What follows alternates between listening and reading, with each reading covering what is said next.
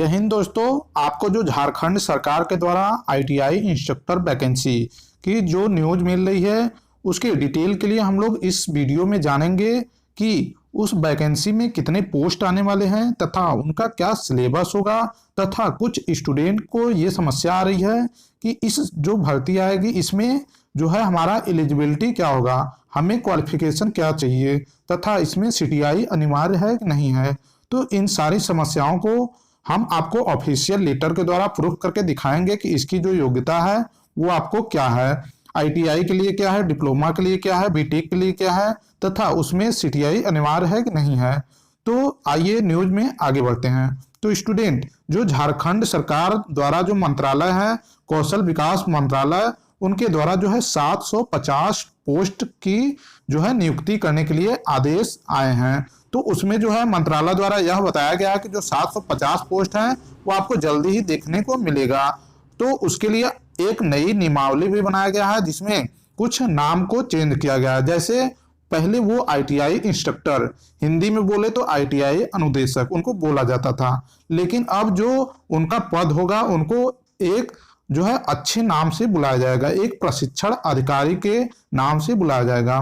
दोस्तों, जो यह पोस्ट होती है बहुत ही अच्छी पोस्ट होती है, लेकिन इसका जो नाम है थोड़ा सा अधिकारी रैंक की नाम नहीं आती थी, लेकिन इसी कारण जो है झारखंड सरकार द्वारा भी यह चेंजेस किया गया है कि जो उनका नाम होगा उनको प्रशिक्षण अधिकारी के नाम से बुलाया जाएगा। इसमें जो आपके योग्यता है, आपको जो एग्जाम होगा उसमें आपको 3 पेपर देने पड़ेंगे। पहला पेपर जो होगा उसमें जो है लैंग्वेज से संबंधित आपको पेपर देने पड़ेंगे।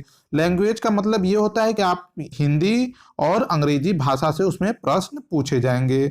उसमें जो है आपको 25-25 क्वेश्चन पूछे जाएंगे। मैं आपको पीडीएफ में वो पूरा फाइल भी दिखाने की कोशिश करूंगा, आपको अच्छे से समझाने का कोशिश करूंगा जिसके कारण आप समझ भी सकते हैं। यहाँ देखिए ये दिया हुआ है कि जो उनको अब नाम से बुलाया जाएगा प्रशिक्षण अधिकारी के नाम से बुलाया जाएगा, तथा जो मुख्य हो जाएंगे मतलब मेन प्रशिक्षण अधिकारी के नाम से उनको बुलाया जाएगा।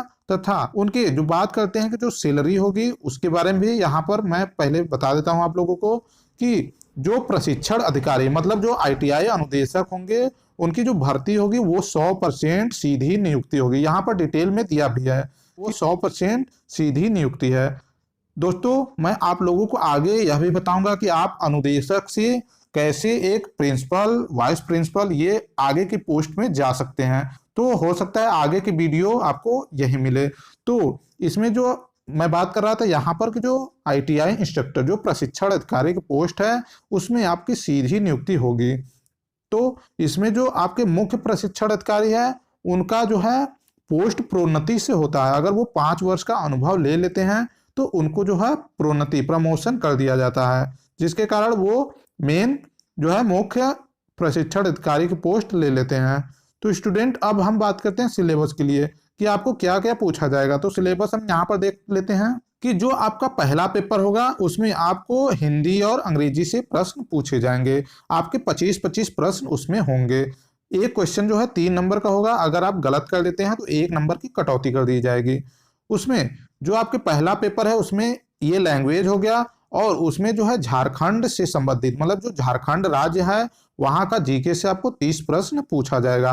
और जो सामान्य विज्ञान हो गया उससे 10 प्रश्न, सामान्य गणित से आपको 10 क्वेश्चन पूछे जाएंगे तथा जो रीजनिंग का पार्ट है उससे भी आपको 10 क्वेश्चन पूछे जाएंगे।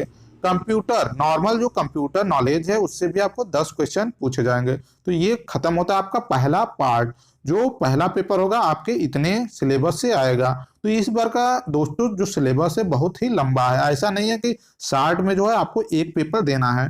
तो ये हो गया पहला पेपर। जो दूसरा पेपर होगा आपके लैंग्वेज से पूछा जाएगा।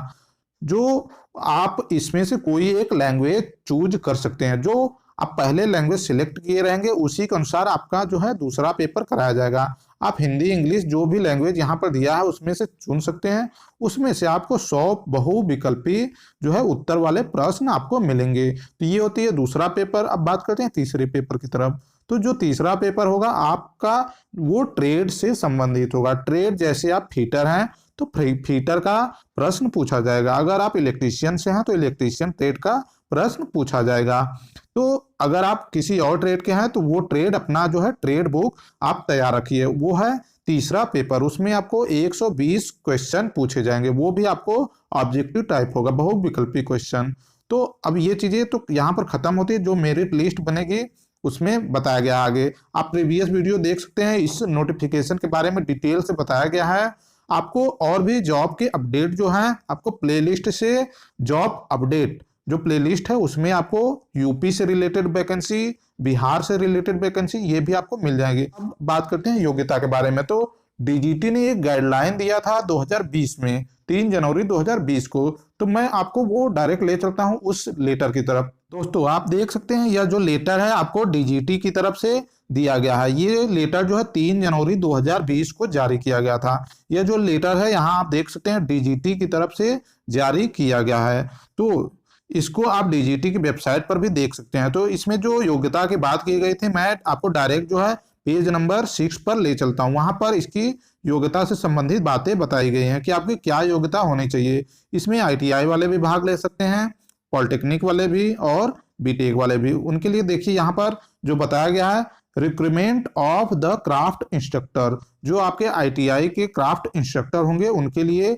यह योग्यता निर्धारित की गई है। जो उसका स्टेप होगा, मतलब भर्ती जो की जाएगी उसका क्या स्टेप होगा, उसके लिए यहाँ पर देखिए डिटेल से बताया गया। तो मैं आपको बताने की कोशिश करूंगा, समझाने का प्रयास करूंगा। अगर आपको फिर भी कोई दिक्कत आती है तो आप कमेंट कर लीजिएगा, आपको वैल्यूएबल जो है रिप्लाई दिया जाएगा। कि यहाँ पर मैं बात करता हूँ पहले बीटेक डिग्री के लिए, कि जो बीटेक वाले स्टूडेंट हैं उनके लिए क्या है, उनका जो बीटेक होता है वो 4 साल का बीटेक होता है। वो यहाँ पर देख सकते हैं 4 साल का उनको बीटेक का डिग्री है, बीटेक की रहना चाहिए, वो भी अप्लाई कर सकते हैं। लेकिन साथ में उनको जो है 1 साल का वर्किंग एक्सपीरियंस भी चाहिए। जो एक्सपीरियंस है वो आपको टीचिंग में हो सकता है, और जो है वर्किंग, कहीं आप इंडस्ट्री में जॉब किए हैं तो उसका भी वर्किंग हो सकता है। तो आपको बीटेक हो गया, बीटेक के साथ क्या हो गया, बीटेक हो गया, आपको उसके साथ एक्सपीरियंस हो गया 1 ईयर का। उसके साथ यहाँ पर देखिए क्या दिया गया है, जो CITS सर्टिफिकेट, मतलब आपको जो CTI है, CITS है, ये अनिवार्य कर दिया गया है। आपके पास यह डिग्री होगी तभी आप अप्लाई कर सकते हैं। तो हो सकता है भर्ती में थोड़ा लेट हो, तो आप अगर जो स्टूडेंट इस बार कर रहे हैं, CTI कर रहे हैं, अगर वो पास हो जाएंगे तो उसके बाद भी कुछ भर्तियां आती रहेंगी। आपके कई राज्यों से ऐसा न्यूज आ रही है कि भर्तियां अब आगे आने वाली है, क्योंकि डीजीटी ने यह निर्देश दे दिया है कि जो भी आपके आगे भर्तियां आएंगी, मतलब उनको जल्दी ही आपके आईटीआई में भर्तियां कर देनी है, क्योंकि बहुत राज्यों में जो है आईटीआई अनुदेशक के पोस्ट खाली हुए हैं। तो दोस्तों मैं जो है अभी बीटेक के लिए बताया हूँ। अब दूसरा बात करता हूँ, अगर वो डिग्री आपके पास बीटेक नहीं है, तो अगर आपके पास डिप्लोमा की डिग्री है, 3 साल का डिप्लोमा की डिग्री है, उसके बाद जो है आपको वर्किंग एक्सपीरियंस जो है 2 साल का एक्सपीरियंस चाहिए। वो एक्सपीरियंस आपको टीचिंग में होना चाहिए या वर्किंग में होना चाहिए। आप इंडस्ट्री में जॉब भी किए हैं, वो लिमिटेड कंपनी है, तब भी आपका जो है वैल्यूएबल है, वो वहां पर अप्लाई आप कर सकते हैं। अगर आप आईटीआई किए हैं, यहाँ पर दिया है, अगर आप एनटीसी सर्टिफिकेट जो है नेशनल ट्रेड सर्टिफिकेट, जो इसको बोलते हैं आईटीआई को बोलते हैं, अगर आपने आईटीआई किया है तो आईटीआई की डिग्री चाहिए। उसके साथ आपको जो यहाँ पर दिया गया है 3 साल का आपको वर्किंग एक्सपीरियंस चाहिए। वो टीचिंग में हो सकता है चाहे वर्किंग में हो सकता है, इंडस्ट्री में। तो जो आईटीआई है, आईटीआई होगा, उसके साथ जो है 3 साल का अनुभव होगा। और उसके साथ यहाँ पर देखिए एक चीज और दिया है कि ये जो है सीटीआई अनिवार्य है इसमें भी। तो स्टूडेंट जो है बीटेक के लिए आपको 1 साल का अनुभव चाहिए, डिप्लोमा के लिए 2 साल का, आपको आईटीआई के लिए 3 साल का अनुभव चाहिए। और तीनों के लिए आप जो भी तीनों में से एक किए हैं, उसके साथ जो है सीटीआई की डिग्री जो है वो अनिवार्य कर दी गई है। आपको नीचे एक चीज और दिया गया है कि कुछ जगहों पे ऐसा मतलब स्टूडेंट को कंफ्यूजन हो जाता है कि जो सीटीआई की डिग्री है हम इसे एज ए एक्सपीरियंस भी लगा सकते हैं कि नहीं। तो मैं आपको बता दूं कि यहाँ पर देखिए आपको साफ दिया गया है कि जो सीटीआई की डिग्री है उसको आप काउंट नहीं कर सकते हैं उसको एक्सपीरियंस में, मतलब एक्सपीरियंस की तरह आप उसे काउंट नहीं कर सकते हैं। तो ये हो गई योग्यता। और जो आपको भर्ती आएगी 750 पोस्ट के लिए झारखंड में आने वाली है, आपको बिहार में भी जल्दी ही पोस्ट आने वाली है, आपको यूपी में भी जल्दी पोस्ट आने वाली है। आप वीडियो में देख सकते हैं, नोटिफिकेशन भी आया है।